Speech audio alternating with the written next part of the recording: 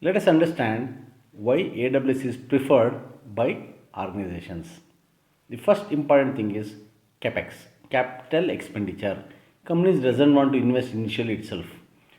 With AWS, they can grow their infrastructure as business grows. Initially, they can go for small setup and gradually they can scale it manually or auto scaling is also possible. And whenever they are using any component within AWS, they are going to get it as a service rather than doing cumbersome, tedious configuration management and implementing things. So they can use a resource within very short duration as a service itself. And as it goes, so the managing of these resources can be done with a small team instead of managing a very big team of administrators. So these are some of the reasons why companies prefer to use AWS, which is one of the probably the number one cloud service provider.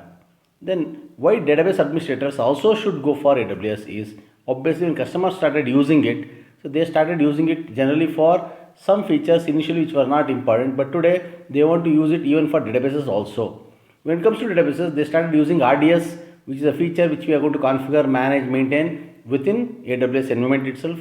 There we do backup and restorations. We take care of advanced replications where we can do two types of replications there, and we can also manage database by connecting it using AWS methodologies, which we should proficient with.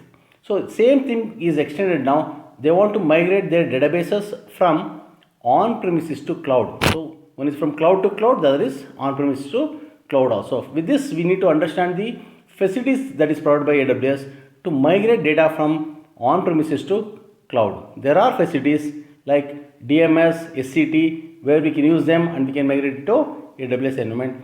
Sometimes it can be for RDS itself, and in some cases, the databases that we are going to host it in EC2 servers.